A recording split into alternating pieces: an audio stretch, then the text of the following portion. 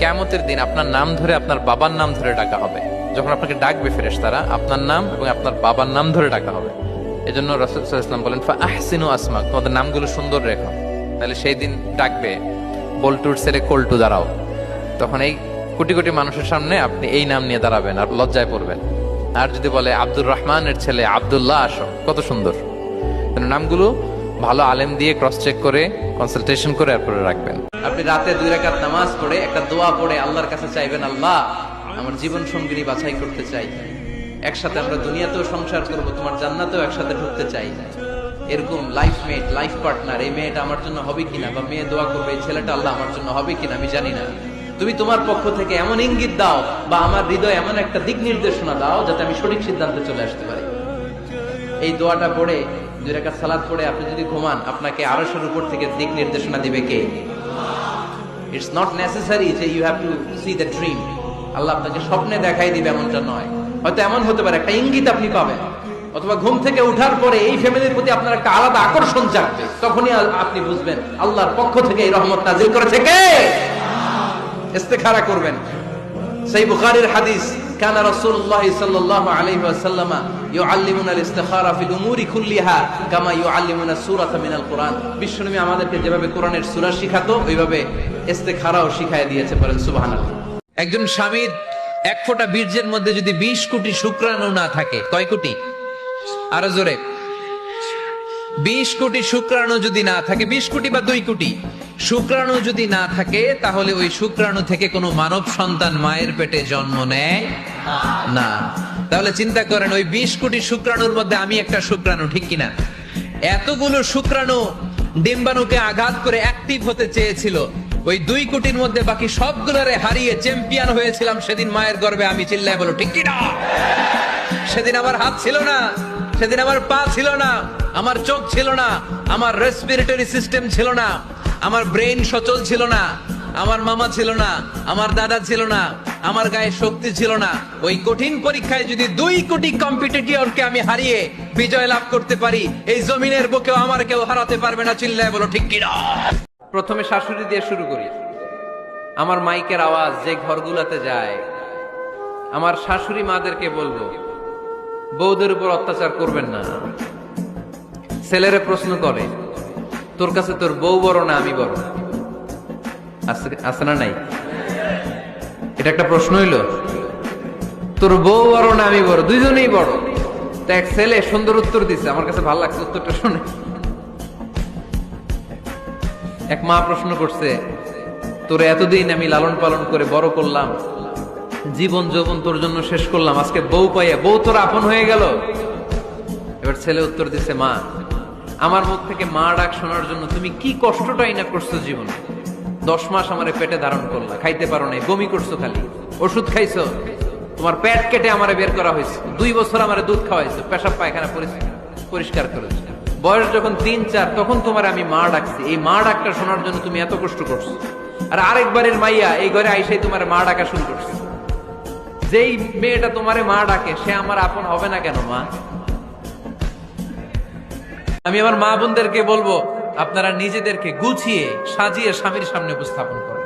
অনেক বোনেরা আছে বাইরে যাওয়ার সময় পার্লারিং করে মেকআপ করে সুন্দর জামা কাপড় পরে বাইরে যায়, আর স্বামীর সামনে আসলে বুয়ার মতো থাকে। আছে না নাই? স্বামীর সামনে পচা জামা, ছিঁড়া জামা, চুলের মধ্যে নাই সুগন্ধি, নিজেকে গুছিয়ে রাখে না, সামলে রাখে না, কাজের বুয়ার মতো নিজেকে উপস্থাপন করে স্বামীর সামনে। আর বাইরে গেলে মেকআপ করে পার্লারিং করে যায়। হওয়া দরকার ছিল উল্টা, বাইরে আপনি সাদা সিধা ভাবে যাবেন, বোরকা দিয়ে নিজেকে ঢেকে যাবেন। বাইরে যাওয়ার সময় কোনো নারী পারফিউম ইউজ করে যেতে পারবে না। নারীরা যত পারফিউম ইউজ করতে মনে চায় আপনার বেডরুমে, আপনার স্বামীর সামনে, ঠিক কিনা? একটা দিব্যি সুস্থ মানুষকে যদি আপনি বলেন, ভাই আপনাকে দেখতে কেমন যেন একটু রোগা রোগা লাগতেছে, অসুস্থ নাকি?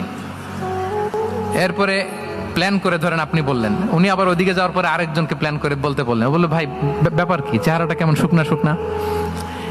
এরকম 5 জন বলার পরে ওই বিকেলে কাঁথা গায়ে দিয়ে শুয়ে ফেলবে বিছানায়। তবে আপনি অসুস্থ এমনি বানাই ফেলছেন। কিন্তু রাসূলুল্লাহ সাল্লাল্লাহু আলাইহি ওয়া আলিহি ওয়াসাল্লাম উনি বলতেন, লাবাস লাবাস আলাইক তাহুরুন ইনশাআল্লাহ, আরে সুস্থ হয়ে যাবা। এজন্য দেখতে গেলে আপনি উৎসাহিত করবেন, বলবেন আরে ভাই আপনারা তো খুব সুস্থ লাগতেছে। কে বলছে আপনি অসুস্থ? অসুস্থতার কোনো ছোঁয়াই তো আপনার মধ্যে নাই। হ্যাঁ, you are looking very fine, চমৎকার লাগতেছে আপনার। কে বলছে? তো ভালো হয়ে যাচ্ছেন। এটা বললে উনি আশা পায়। আর আপনি যদি ওই রোগে সবচেয়ে কষ্ট পেয়ে যে মারা গেল, এই ঘটনা যদি ওনারে শোনান, উনি বাঁচবে বলেন? তাহলে আমরা মানুষকে উৎসাহিত করব। আচ্ছা, আপনি যে এত সুন্দর ফর্সা, কে বানালো? হ্যাঁ, আবার আরেকজন যে একটু শ্যাম বর্ণের, তাকে কে বানালো? আপনি লম্বা, কে বানালো? কেউ খর্বাকৃতির, খাটো, তাকে কে বানালো? তাহলে আপনি আকৃতি নিয়ে তাকে যদি ঠাট্টা করেন, আসলে কি ঠাট্টা কি তাকে করা হলো নাকি আল্লাহকে? কারণ আসল ডিজাইনারটা কে? কাউকে কথা দিয়ে যদি না রাখেন, এরকম প্রত্যেকটা প্রমিস, কমিটমেন্টের ব্যাপারে আপনি জিজ্ঞাসিত হবেন। বিশ্বাসীরা কথা দিলে কথা রাখে, তারা ওয়াদার খেলাফ করে না। ওয়াদার খেলাফ করাও কিন্তু মুনাফিকের আলামত। ওয়াইদা ওয়াদা আখলাফা, ওয়াদা দিলে মুনাফিকরা এটা খেয়ানত করে, তারা কথা দিয়ে কথা রাখে না। আল্লাহ বলেন ওয়াউফু বিল আহদি ইন্নাল আহদা কানা মাসউলা। কথা দিলে কথা রাখো। ছেলে মেয়েদের কথা দিলে কথা রাখবেন, বন্ধু বান্ধবদেরকে কথা দিলে কথা রাখবেন, স্ত্রীকে কথা দিলে কথা রাখবেন। প্রমিস দিলে এটা রাখতে হবে, কারণ এর ব্যাপারে জিজ্ঞেস করা হবে। অনেক গর্ভবতী মহিলা থাকবে এই কিয়ামতের সময়ে, যাদের পেটের ভেতরে 2 মাসের বাচ্চা, 3 মাসের বাচ্চা, অপরিপক্ক অপরিণত, বাচ্চাটা এখনো বড় হয় নাই। কিয়ামতের এই ভয়ঙ্কর দৃশ্যটা দেখে জায়গার মধ্যে 3 মাসের অপরিণত বাচ্চাটা ডেলিভারি হয়ে যাবে। মানুষগুলো পাগলের মতো দৌড়াবে। কেউ থাকবে টয়লেটে, কেউ হসপিটালে, কেউ মাজারে, কেউ বাজারে, যে যেখানে থাক, শুরু হয়ে যাবে কিয়ামতের এই ভয়াবহ দৃশ্য। দুধের বাচ্চাকে রেখে দিয়ে মা দৌড়ে পালাবে। দুধের বাচ্চা রেখে মা কোথাও যায়? কিন্তু কিয়ামতের এই ঝাঁকুনির দৃশ্য দেখে দুধের বাচ্চারে রেখে মা দিবে দৌড়। সেদিন মানুষের চোখ হবে ছানা বড়া, চন্দ্র সূর্যে কোনো আলো থাকবে না। মানুষগুলো দিক বিদিক পাগলের মতো দৌড়াবে, সবার মুখে এক কথা, পালাবো কই। পৃথিবীর যখন এইরকম দৃশ্য, আল্লাহ তাআলা ইসরাফিলকে বলবেন এবার দ্বিতীয় ফুৎকার দে। ফু দেওয়ার সাথে সাথে পৃথিবীর সব মানুষগুলো মরে শেষ, কেউ থাকবে? নিজে ভালো না, ছেলে মেয়ে ভালো চায়, এরকম আছে না নাই? জীবনও হবে না। আপনি সারাদিন টানেন সিগারেট, সারাদিন কি টানেন? আর ছেলেরে বুঝাইতেছেন ধূমপান স্বাস্থ্যের জন্য ক্ষতিকর। ছেলেরে কি ওয়াজ করতেছেন? ধূমপান স্বাস্থ্যের জন্য ক্ষতিকর। নিজে টানেন কি? সিগারেট। কাজ হবে? আপনি মা, আপনি সারাদিন দেখেন হিন্দি সিরিয়াল, আর আপনি চান আপনার মেয়েটা ওন্না পরে ঘুরুক, বোরকা পরে বেরোক। আপনি চান আপনার মেয়েটা নামাজি হোক, কিন্তু আপনার সিরিয়াল একটাও মিস হয় না। এরকম মা আছে না নাই? কাজ হবে? কথা বলেন। আমার যে উম্মতের হৃদয়ে যাররা পরিমাণ ঈমান আছে, আমার একটা উম্মতকেও তুই জাহান্নামে ঢুকাতে পারবা না। বিশ্বনবী পাগলের মতো একবার হাউজে কাউসারে যাবেন, একবার সিরাতে যাবেন, একবার পুলসিরাতের দিকে, একবার হাউজে কাউসারের দিকে পাগলের মতো দৌড়াতে থাকবেন। তার কোন গুনাহগার উম্মত যাতে জাহান্নামে ঢুকে না যায়, সেদিন কেউ সুপারিশ করতে পারবে না, বিশ্বনবী ছাড়া।